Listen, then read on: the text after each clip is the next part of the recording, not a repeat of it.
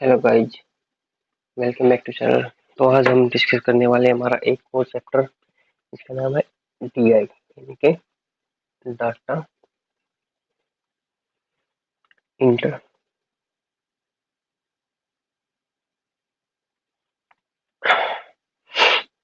Interpretation.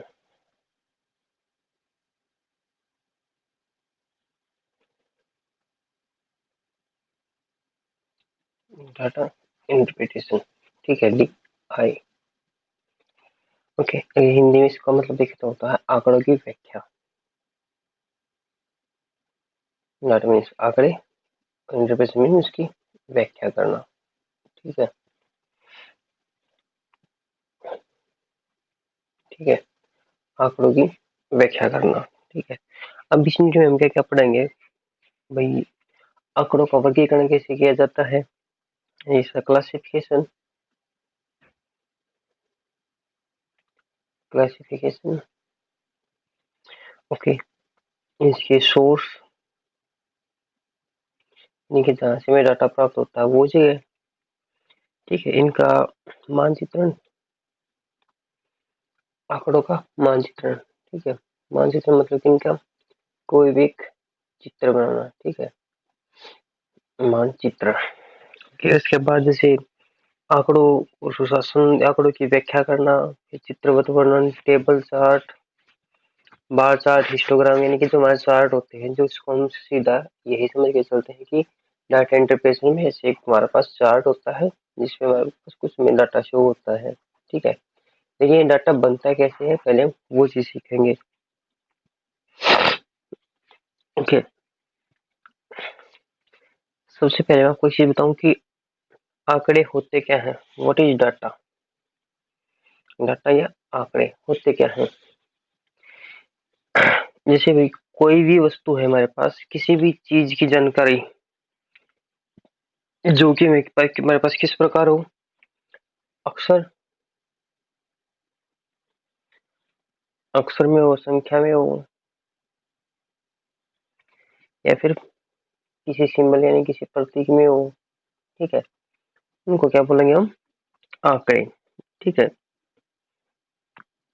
जो यानी कि हमें किसी भी वस्तु की उसकी स्थिति या उसके विचार या उसके बारे में बताते हैं, उन्हें हम क्या कहते हैं, आंकड़े, ठीक है। लेकिन इन आंकड़ों से हम कोई भी कंक्लूजन या कोई भी एक फाइनल डिसीजन हम नहीं ले सकते, ठीक है। आंकड़े यानी कि आप कह सकते हैं इसको अधूरी जानकारी भी हम कह सकते हैं, ठीक है। यानी कि जैसे भी हमें बता दिया गया कि भाई आपके ना, जैसे हमारा मान लो यूजीसी का पेपर होता है, इसके बारे में बताया गया कि भाई इसमें ना 2016 में डाटा इंटरप्रिटेशन से 5 क्वेश्चन आए थे, 2017 में 7 आए थे, 18 में 3 आए थे, 19 में फिर 4 आए थे, ठीक है।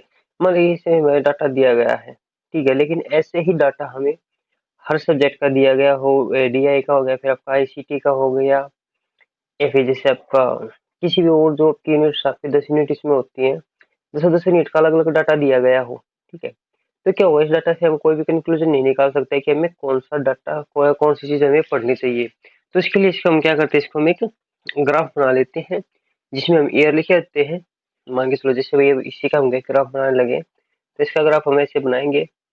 मान लो यहाँ पे हमने बना दिए ईयर 2016, 17, 18 और 19, ठीक है। अब यहाँ पे हमने डाल दिए 1 2 3 4 5 6 और 7, 7 तक। अब जैसे 2019 में 4 आए हैं तो 1 2 3 4 यहाँ तक हम ऐसे कर देंगे, ठीक है। फिर इसके बाद 2016 में 5 आए हैं, 1 2 3 4 5, यानी यहाँ तक आएगा हमारा, ऐसे में शो करेंगे, ठीक है। अब 17 में 7 यानी क्या यहाँ तक जाएगा ग्राफ, ठीक है। उसके बाद 18 में 3, ठीक है। ऐसे हम इसको क्या करेंगे, इसका हम ग्राफ बना देंगे। फिर हम यहाँ पे इजीली देख सकते हैं हमारे सबसे ज्यादा जो डीआई के क्वेश्चन आए थे वो 2017 में आए थे, ठीक है। इसको बोलते हैं डाटा इंटरप्रिटेशन, डाटा की व्याख्या करना। या फिर हमसे पूछा जाए कि भाई एवरेज कितने क्वेश्चन आए हैं, तो हम कैसे करेंगे, इनका जोड़ अपन इनके बटे में इनकी टोटल संख्या, तो क्या हो जाएगा, आपके औसत क्वेश्चन आपके हो जाएंगे वो। ठीक है, इस तरह हम करते हैं डाटा को का मानचित्रण करते हैं हम इस तरह से। ठीक है, अब बात आती है डाटा सॉरी आंकड़ों का वर्गीकरण यानी कि क्लासिफिकेशन ऑफ डाटा। ये दो तरह के होते हैं। ये पहले जो होते हैं वो होते हैं गुणात्मक। ठीक है, गुणात्मक कौन से होते हैं, ये आंकड़े मूल रूप से होते हैं वर्णनात्मक। ठीक है, कैसे होते हैं, वर्णनात्मक होते हैं। इनका जो विश्लेषण करना होता है, इनकी जिनको बारे में बताना होता है वो थोड़ा मुश्किल होता है। कि क्या करते हैं, ये जो डाटा हमारे पास ये जो आंकड़े हैं किसी वस्तु की भौतिक विशेषताओं और उनके गुणों पर आधारित होते हैं। ठीक है, इस प्रकार से ये हमें निगमन को कैसे करते हैं कि भी जैसे कोई भी वस्तु है, ठीक है, उसकी भौतिक विशेषताएं कैसी हैं, उसके अंदर क्वालिटीज क्या क्या है, इसके आधार पे हम इनको वर्गीकृत करते हैं। ठीक है, इनको फिर एक तरह कैसे किया जाता है, या तो भाई एक तरीका फोकसम,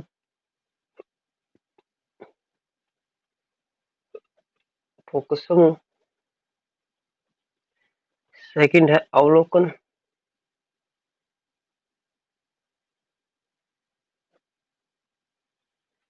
ये थर्ड है साक्षात्कार।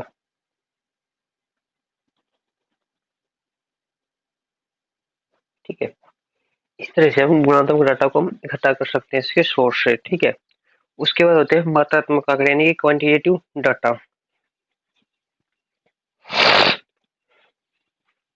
इसके बाद सेकंड कौन से आते हैं, मात्रात्मक। ठीक है, जैसे मात्रा से समझ में आता है, ये मात्रा है जो हम लगाते हैं वो नहीं होती। मात्रा का मतलब क्या होता है, यानी कि वो कितने के कितना है, यानी कि ये कैसे होते हैं, ये जो आंकड़े होते हैं ये मूल रूप से संख्यात्मक होते हैं। यानी कि ये कैसे होते हैं, संख्यात्मक। जैसे कि मैंने यहाँ पे आपको बताया था। ठीक है, इनको हम इजिली इनसे हम कोई भी डिटेल्स निकाल सकते हैं। ठीक है, इनका उपयोग करना, इनको इनकी गणना करना बहुत ही इजीली किया जा सकता है।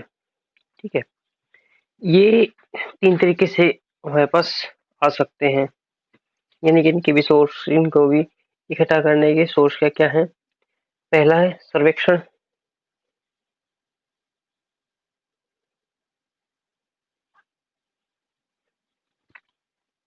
सर्वेक्षण यानी कि किसी चीज का निरीक्षण करके वहां से हमें डाटा इकट्ठा करना, यानी कि जैसे मान के चलो भाई मैंने 2016 के पेपर उठाए, 2017 के, 18 के, 19 के, तब मैंने डाटा निकाला। ठीक है, मैंने क्या किया है, सर्वेक्षण।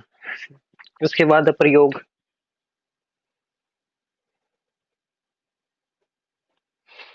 प्रयोग जैसे मान लो भाई किसी साइंटिस्ट ने किसी भी जगह, अलग अलग जगह की एज चेक करी, उसके बाद उन्होंने हमारे पास हमें एक डाटा दिया ऐसे कि भाई हमारे पास है ना 78% होती है नाइट्रोजन। ठीक है, 21% होती है ऑक्सीजन। ओके, और बची हुई कुछ गैसेज होती हैं, अदर्स होती हैं, जैसे कार्बन डाइऑक्साइड है, ये वो है, ये हमारे पास बाकी बची हुई होती हैं। तो उन्होंने क्या किया, उन्होंने कुछ एक्सपेरिमेंट्स किए थे, कुछ प्रयोग किए थे, उसके बाद उन्होंने हमें ये डाटा दिया है। उसके बाद है अवलोकन और साक्षात्कार। अवलोकन और साक्षात्कार में क्या होता है, अवलोकन होता है कि किसी भी चीज को देखना कि भाई ये, मान के चलो हमें किसी ट्रेन का टाइम टेबल बनाना है, तो हम क्या करेंगे, हम ट्रेन का टाइम टेबल नोट करेंगे पहले। यानी कि हम पहले रो डाटा बनाएंगे कि पूरे वीक में कि ट्रेन किस टाइम पे आई है, किस टाइम पे गई है, तो फिर उस टाइम उसके हिसाब से बताएंगे हम कि भी ट्रेन मान के चलो मंडे को 7:03 पे आती है। ओके, फिर ट्यूसडे को 7:15 पे, फिर 7:03 पे, और फिर 7:15 पे। तो इस यानी कि हम एक वीक तक हम पूरा इसको देखने के बाद हमें इस बताएंगे कि ये ट्रेन एक दिन 7:03 पे आती है, एक दिन 7:15 पे आती है। ठीक है, ये था अवलोकन। और साक्षात्कार होता है किसी भी व्यक्ति से, किसी भी और चीज से हमें कुछ भी पूछ के हम डाटा तैयार करते हैं।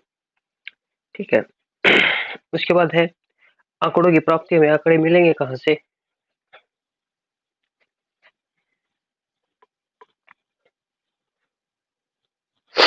आंकड़ों की प्राप्ति का मतलब क्या है? देखिए, आंकड़ों की प्राप्ति, आंकड़ों की प्राप्ति, ठीक है। अभी आंकड़े हमें मिलेंगे कैसे? आंकड़ों का अधिग्रहण या प्राप्ति, दोनों बात एक ही है। प्राप्ति या अधिग्रहण, ठीक है। ये क्या है भाई? एक ही बात है। या फिर जिस चीज के बारे में हमें जानकारी चाहिए उसको एकत्रित करना, उसकी जानकारी को इकट्ठा करना और उसको मापने की प्रक्रिया, ये क्या कही जाती है आपकी? उसको मापने की प्रक्रिया। ये सब क्या होता है आपका? आंकड़ों की प्राप्ति। यानी कि जो हमें कोई भी रिजल्ट निकालने या फिर किसी भी कोई भी सवाल जो उसके ऊपर खड़े होते हैं उनके जवाब देने के लिए हम इस डाटा को तैयार करते हैं, ठीक है। और ये हम चाहे कोई भी क्षेत्र हो, जैसे भौतिक है, समाजिक विज्ञान है, मानविक है या कोई भी व्यवसाय है, हर चीज के अध्ययन के लिए हमें इस डीआई की या डाटा इंटरप्रिटेशन की जरूरत होती ही होती है, ठीक है। क्यों? कि मान के चलो भाई, जैसे मान के चलो ये हमें किसी कंपनी की ग्रोथ शो करनी है, ठीक है। जब तक हमें ये नहीं पता होगा कि इसने कौन से एरिया में कितनी ग्रोथ करी है तो हम उसके बारे में कैसे कोई डिटेल्स दे सकते हैं, ठीक है। तो ये हमारे चार्ट्स इसीलिए यूज होते हैं ताकि भाई हम किसी भी कंपनी के बारे में कंप्लीट डिटेल्स दे सकें कि भाई इस साल में इसकी ग्रोथ सबसे ज्यादा थी, सबसे ज्यादा थी तो क्यों थी, क्योंकि इस साल में हमने क्या काम किया था। मान के चलो 2017 में किसी कंपनी ने कोई नया प्रोडक्ट लॉन्च किया था, ठीक है, जिसकी वजह से उसकी सेल्स रेट बहुत ज्यादा हो गई, उसकी ग्रोथ भी ज्यादा हुई थी। इस साल मान के चलो उन्होंने प्रोडक्ट लॉन्च किया था लेकिन वो फेल हो गया था, जिसकी वजह से इनकी ग्रोथ रेट बहुत नीचे आ गई थी। तो इससे हम क्या करते हैं, हम पिछला 5 साल, 2 साल या 10 साल का डाटा देख के हम ये डिसाइड करते हैं कि हमें नेक्स्ट ईयर में क्या करना चाहिए। तो उसके लिए हमें डीआई का यूज किया जाता है। उसके बाद है इनके सोर्सेज। उसके बाद क्या था आपका? Sources, data source. डाटा हमें मिलेगा कहाँ से? वेल, डाटा सोर्स के बारे में हम डिस्कस करेंगे अब।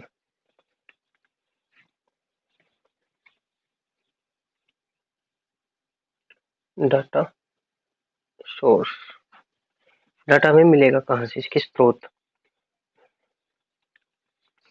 इसके वैसे तो ना हमारे पास दो ही तरह के सोर्सेज होते हैं, एक एक प्राइमरी और एक मीडियम, यानी एक प्राथमिक स्रोत और एक माध्यमिक स्रोत। एक होता है प्राथमिक और एक होता है फिर माध्यमिक, ठीक है। प्राथमिक में क्या क्या होता है? प्राथमिक स्रोत में फिर आता है प्रश्नावली संग्रह, प्रश्नावली स्रोत, और फिर होता है चित्र संग्रह। यहाँ से क्या होगा? प्राथमिक स्रोत से प्रश्नावली स्रोत,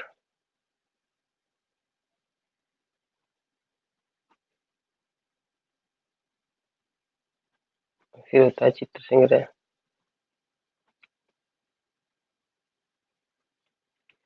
उसके बाद माध्यमिक में क्या क्या आता है?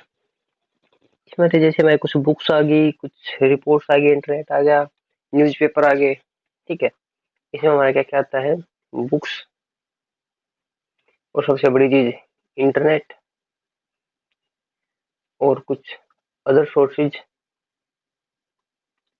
अदर सोर्सेज जैसे भी इसके बारे में कोई रिपोर्ट आई है या फिर भी इसके बारे में कोई स्पेशल न्यूज आई है, ये सब कुछ क्या होता है? इसके माध्यमिक स्रोत होते हैं। अब देखते हैं प्राथमिक स्रोत में क्या क्या होते हैं इनके। ये कौन से आंकड़े होते हैं प्राथमिक? ये जिन्हें हम अपनी विश्लेषण आवश्यकता के अनुसार एकत्रित करते हैं, यानी कि जिससे कि जिस डाटा की हमें जरूरत होती है हम सिर्फ उसी को इकट्ठा करते हैं, ठीक है। हमारी विश्लेषण आवश्यकताओं के अनुसार, विश्लेषण आवश्यकता के अनुसार हम जो डाटा इकट्ठा करते हैं उसको क्या बोलते हैं? प्राइमरी डाटा या प्राथमिक स्रोत।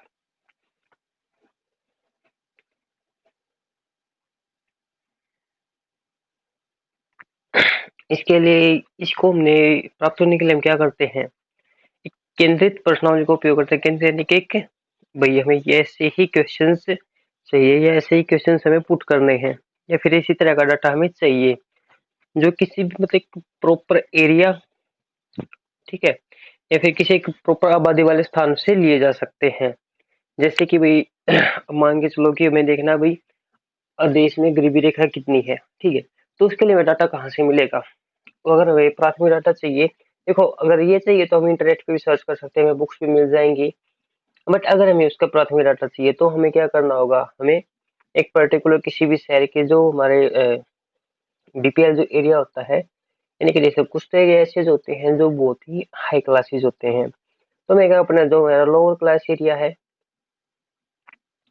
हमें वहां पे जाना पड़ेगा और वहां पे हमें उनको देखना पड़ेगा, ठीक है, कि वहां पे किस शहर में कितने गरीबी के क्षेत्र कितने हैं। तो फिर उसके बाद हम उसके ऊपर कोई डाटा बना सकते हैं कि भी इस शहर में इतने गरीब व्यक्ति हैं, या फिर जिस भी तरह का हम चाहिए कि भी वहां पे हमने ये देखना है कि भी एजुकेशन कितनी है, ठीक है। अभी जैसे हम एक चीज पढ़े जाते हैं भी केरल में सबसे ज्यादा साक्षरता दर सबसे ज्यादा इनके वहां पे करीब करीब 98 पॉइंट समथिंग है शायद साक्षरता दर, ठीक है।